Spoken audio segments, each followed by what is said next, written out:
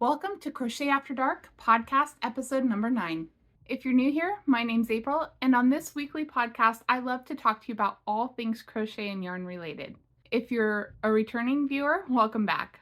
I think like many of us crafters, I had full intentions this week to finish some projects, but my squirrel brain got the best of me, and instead of finishing projects, I started new ones and focused a little bit of time on working on various different projects throughout the week and wound up not getting anything complete. That being said, I don't have any finished objects to show you this week, but let me show you some of my whips.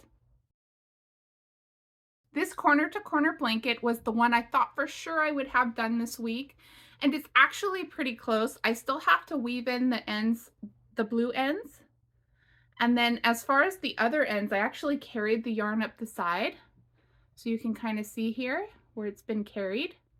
So I won't need to weave in those ends, but I do need to put a border. And that's actually all that's left on this one. I have finished the square itself completely. So all that's left on this one is a border. Now, one thing that kind of frustrated me with this one this week is this gray color. It didn't have a ball band on it when I started working on it, so I don't know exactly what brand and colorway it was. But as I got towards the end, and you can see here, I actually ran out of that color. So what I did was I just took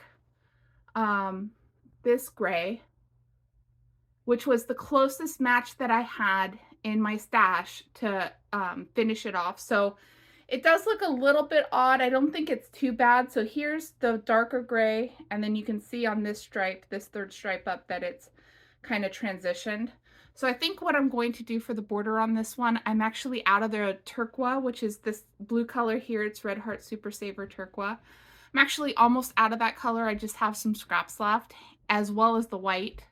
And while I do have other, skeins of white, I don't want to open them up just to put a border on this one. So I think what makes sense is I'm just going to go ahead and use that gray color, which is Lion Brand Pound of Love. This is Oxford Gray, and I'm going to use this color to go ahead and finish up the border for this blanket, and hopefully that'll kind of tie the lighter grays together, and we'll get this done this week. But that's my first work in progress, which is almost a finished object.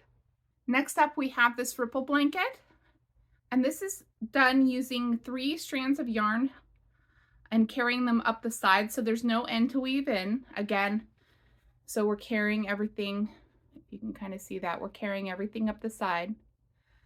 And I've made some nice progress on this. This one works up super quick. The only thing is kind of shuffling the yarn balls around. This is using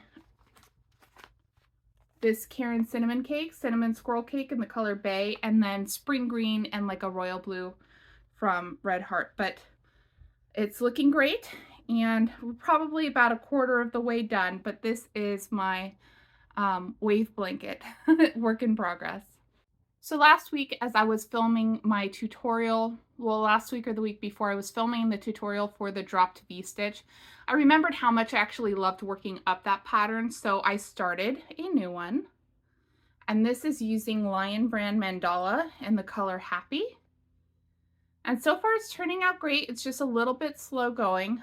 This is all I have left from the first cake, and then I'll add on a second cake. So this is kind of, it's really fun to work on because you're working in the holes, but it's because of the stitch drops down a row, it doesn't gain a lot of height each row. So you can see here the height difference between the green and the blue isn't very much. So it works up nice and thick, but it's not a fast growing blanket.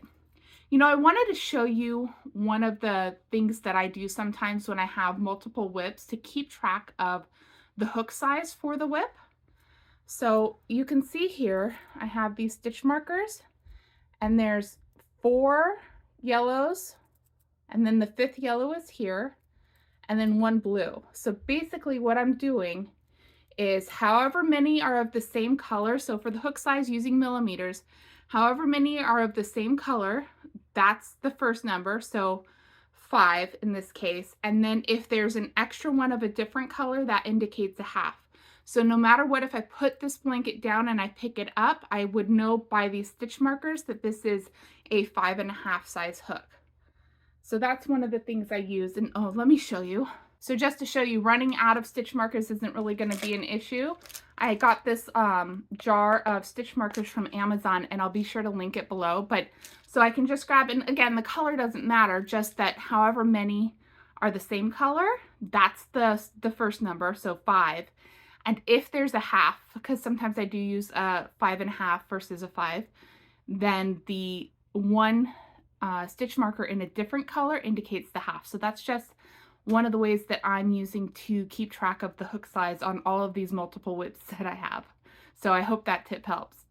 The last whip I have to show you today is my very own filet crochet pattern. So this is the first time I've actually created a filet crochet pattern. And I don't know if you guys can guess what this is going to be. Let me know in the comments below. I hope to have this done in the next couple of weeks. I'm 25% done now. So this is a 100 row pattern, and I'm on row 25. I just completed row 25. And I'm super excited to see how this works up. Now, I've never designed a filet crochet pattern before, so I'm not entirely sure how it's going to work out, but I am excited with the results so far. It's already starting to work up the way that I like it. So that's really cool. This one is using Karen Jumbo Ombre in the color Faded Jeans. But yeah, so this is my filet crochet work in progress. So again, if you can guess what that is, let me know in the comments. Got a lot planned for this week, so hopefully I can get that corner to corner blanket finished up. I need to kind of clean and reorganize my yarn area just with myself pulling stuff out, and my daughter's been crocheting a little bit more. Things have gotten a little bit disorganized, so I'm going to work on that this week. Hopefully not start anything new until I finish a couple of these. I still have my pink lemonade granny square project that I'm working on as well. So I have lots of fun stuff to work on. I just need to sit down and hopefully get at least one of them finished by next week. That's my goal for this week at least. Until next time, keep calm and crochet on.